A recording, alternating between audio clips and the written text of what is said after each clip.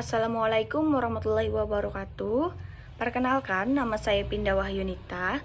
Di sini saya akan menjelaskan sebuah artikel yang saya buat yang berjudul Penyelesaian Sengketa Asuransi Syariah melalui Badan Arbitrase Syariah. Video ini dibuat untuk memenuhi salah satu tugas dari Bapak Jepri Terantang. Mungkin langsung saja kita masuk ke pembahasan yang pertama. Bisa kalian lihat di situ terdapat sudah ada abstrak, lalu ada pendahuluan. Mungkin kita langsung saja masuk ke dalam pendahuluan. Nah, di pendahuluan ini, sejak berdirinya Bank Syariah, para ekonomi Islam telah berusaha menciptakan peluang investasi untuk masa depan dengan melindungi aset dalam asuransi syariah. Asuransi syariah merupakan suatu kontrak antara dua orang atau lebih di mana satu pihak membayar premi asuransi kepada pihak lain. Dan bila suatu saat terjadi sesuatu yang tidak diharapkan, pihak premi membayarkan preminya kepada pembayar premi. Nah, lalu pihak yang menerima premi adalah perusahaan asuransi dan pembayarannya adalah masyarakat ataupun yang tertanggung. Nah, atau bisa juga disebut suatu kompensasi jika terjadinya kecelakaan. Misalkan bencana alam, kematian, kecelakaan penyakit, lalu pencurian, kebakaran, ataupun kerugian lainnya. Seperti halnya pertumbuhan asuransi syariah, di negara sebagian besar muslim itu khususnya di Indonesia, sistem asuransi syariah itu memiliki skill sebagai alternatif sistem asuransi yang saling menguntungkan. Dengan mencermati situasi asuransi syariah yang semakin berkembang, tentunya konflik antar pihak dalam industri asuransi tidak dapat dihindari. Setiap perselisihan yang muncul selalu perlu diselesaikan dan ditangani dengan cepat. Nah, untuk tuntutan hukum di asuransi itu nyata dapat diajukan di pengadilan dan di luar pengadilan. Namun, penentuan metode tersebut penyelesaiannya akan ditentukan berdasarkan keputusan para pihak setelah berakhirnya kontrak. Nah, secara umum ada beberapa opsi untuk penyelesaian sengketa. Metode penyelidikan adalah arbitrase, ada konsolidasi, dan juga negosiasi dan juga pengadilan. Namun penulis di kali ini akan membahas solusinya itu menggunakan arbitrase syariah. Dengan adanya arbitrase syariah di Indonesia, mereka yang bersengketa dapat berkontribusi ataupun membantu dalam bersengketa di industri asuransi. Nah, dengan ini penulis ingin membahas lebih dalam pembahasan artikel tentang penyelesaian sengketa asuransi syariah dengan Badan Arbitrasi Syariah, yang mana untuk pembahasannya itu ada 3. Yang pertama itu faktor penyebab terjadinya sengketa asuransi syariah. Lalu yang kedua, sengketa asuransi syariah penyelesaiannya menurut Badan Arbitrasi Syariah. Lalu yang terakhir itu prosedur penyelesaian sengketa asuransi syariah di Basarnas. Langsung saja kita ke metodenya. Bisa kalian lihat, di sini saya menggunakan metode pendekatan normatif, penelitian kepustakaan pada buku, artikel, dan juga jurnal yang relevan dengan topik penelitian. Langsung saja ya kita masuk ke pembahasan. Yang pertama, faktor penyebab terjadinya sengketa asuransi syariah. Nah, sengketa itu ialah sebuah konflik kesalahpahaman. Sengketa dapat disebabkan karena adanya perbedaan pendapat dan adanya kerugian yang dirasakan oleh salah satu pihak sehingga menimbulkan perselisihan antara keduanya. Nah, perselisihan itu seperti ini yang dapat menyebabkan terjadinya sengketa. Nah, beberapa faktor inilah yang biasanya mempengaruhi terjadinya sengketa. Yang pertama itu peserta tidak memahami dengan isi polis. Nah, Pemegang polis mengabaikan membaca dan memahami isi polis, jadi mereka tidak mengetahui dan tidak paham apa yang ada di dalam polis, apa saja perjanjiannya, apa saja yang menjadi jaminan, apa yang tidak boleh dilakukan oleh peserta polis, apa yang akan diperoleh oleh pemegang polis dan manfaat untuk pemegang polis.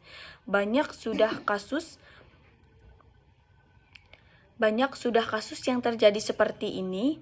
Mereka merasa tidak perlu memahami apa itu polis dan langsung mengisi data dan mentandatangani polis tersebut.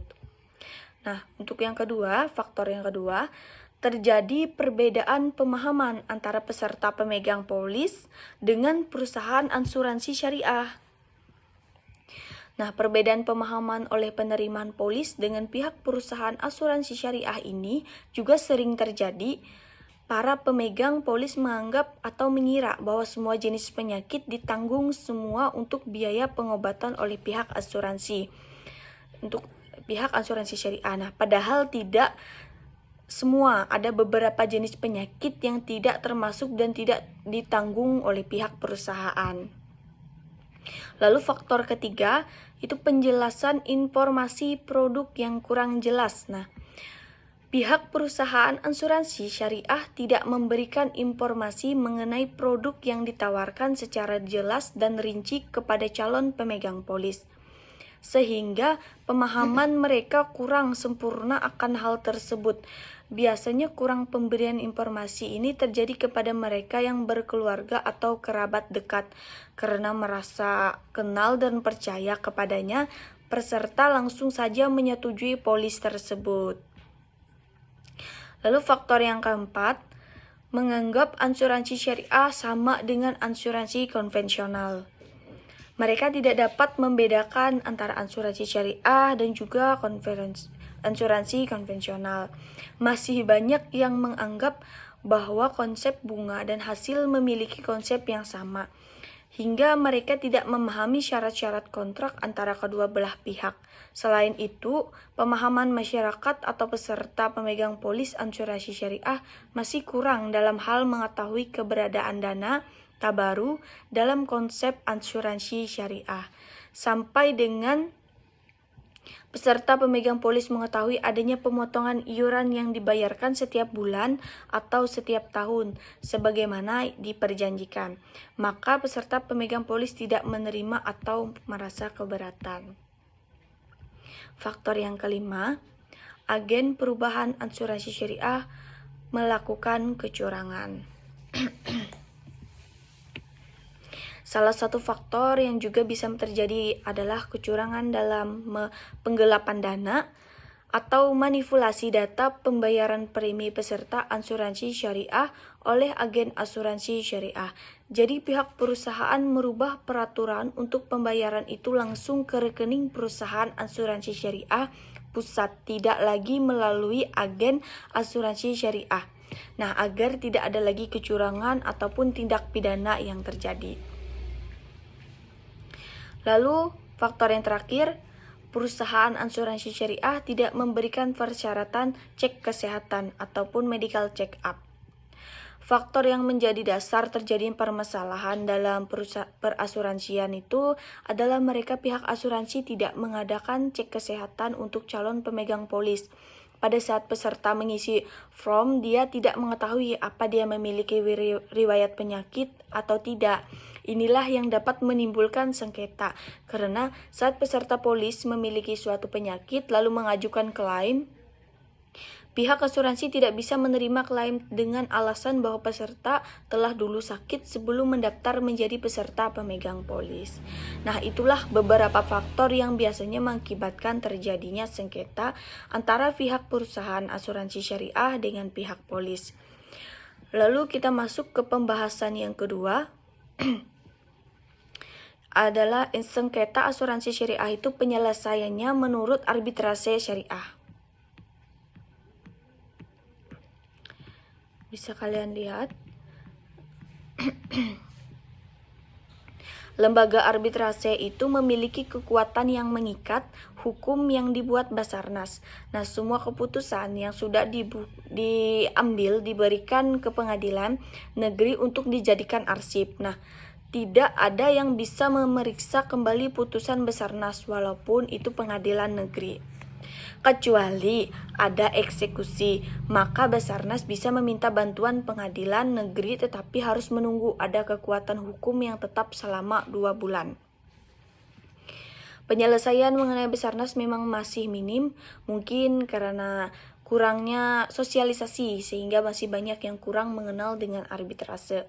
Nah, padahal menyelesaikan sengketa lewat arbitrase lebih cepat, murah, dan sederhana. Selain itu, juga prosesnya sesuai dengan nilai-nilai Islam. Arbitrase tidak bisa dibandingkan dengan pengadilan yang lainnya karena mereka memiliki kelebihan dan kekurangan masing-masing. Bagi perusahaan asuransi syariah sangat dianjurkan menggunakan Basarnas karena cepat, mudah, dan sederhana. Basarnas memeriksa berdasarkan apa yang ada di dalam isi perjanjian, lalu perselisihan diperiksa dahulu oleh hakim tunggal tergantung pada tingkat kesulitan perkara. Nah, setiap panel terdiri dari pakar hukum dan syariat serta praktisi bisnis keuangan syariah. Lebih dari 20 orang pakar bergabung dalam arbiter. Mereka akan datang dan menjadi arbiter sesuai dengan masalah dan bidangnya masing-masing. Oleh itu, adanya Badan Arbitrase Syariah Nasional merupakan kontribusi yang penting untuk terjadinya suatu sengketa dan peristiwa yang terjadi pada perusahaan asuransi syariah bila terjadi perselisihan. Itu bagian pembahasan yang kedua. Lalu untuk pembahasan yang ketiga, prosedur penyelesaian sengketa asuransi syariah di Basarnas. Nah, berikut ini prosedur harus diikuti dalam menyelesaikan sengketa melalui arbitrase syariah. Yang pertama, mengajukan permohonan proses arbitrase diawali melalui pencatatan surat permintaan prosedur arbitrase dari sekretaris dalam register Basarnas surat lamaran dengan memuat setidaknya nama lengkap dan lokasi domisili salah satu atau kedua belah pihak, lalu uraian singkat salinan teks perjanjian arbitrase dan surat kuasa khusus jika diminta. Lalu kemudian surat permintaan tersebut akan diperiksa dengan Basarnas untuk menentukan apakah Basarnas berwenang untuk memeriksa ataupun memutuskan terlebih dahulu sengketa arbitrase yang diminta. Dalam hal ini, kesepakatan atau arbitrase dianggap tidak mencukupi sebagai dasar kewenangan Basarnas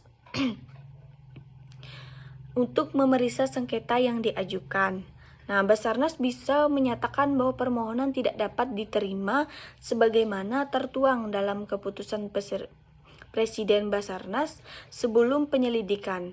Nah, ini diprakarsai atau dapat juga dieksekusi oleh seorang arbiter yang ditunjuk oleh asosiasi jika pemeriksaan dimulai.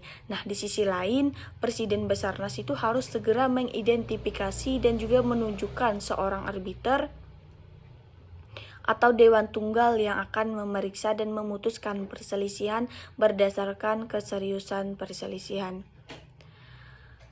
Lalu, memerintahkan arbiter yang telah ditunjuk sebelumnya sebagai penyampaian kopi surat permintaan dengan termohon diikuti perintah yang menanggapi pemerintah tersebut untuk memberikan jawaban secara tertulis selambat-lambatnya 30 hari jika salinan surat permintaan dan panggilan sudah diterima. Lalu, menerima jawaban dari pemohon oleh pemerintah, arbiter, ataupun ketua panitia arbitrase. Salinan jawaban harus diberikan kepada para pihak yang menghadap majelis arbitrase pada tanggal ditentukannya paling lambat 14 hari sejak tanggal penerbitan pesanan. Selama kegiatan pada setiap tahap pemeriksaan, arbiter atau pengadilan tunggal harus memberikan perlakuan dan kesempatan yang sama sepenuhnya kepada para bersangkutan untuk membela kepentingan mereka disengketakan. Nah, dalam tanggapannya dan selambat-lambatnya pada sidang pertama, tergugat dapat mengajukan gugatan balik terhadap keberatan permohon. Penggugat dapat mengajukan jawaban disertai oleh tuntutan tambahan dengan ketentuan bahwa mereka memiliki hubungan dekat langsung sebagai pokok permasalahan yang disengketakan dan masuk ke dalam wilayah hukum Basarnas. Baik pemerintah persetujuan kontrak persetujuan atau tuntutan tambahan harus diperiksa dan diputuskan oleh arbiter. Itu tadi pembahasan mengenai artikel yang saya buat. Saya akan membacakan kesimpulannya. Sengketa asuransi syariah itu adalah perbedaan pendapat antara tertanggung dan penanggung yang disebabkan oleh adanya ketimpangan. Yang diharapkan kemungkinan itu adalah berupa hal yang tidak diinginkan sehingga terjadilah perselisihan. Nah, lalu arbitrase itu adalah penyelesaian sengketa di luar pengadilan dan dilakukan berdasarkan perjanjian yang telah disepakati oleh pihak yang bersangkutan di awal perjanjian.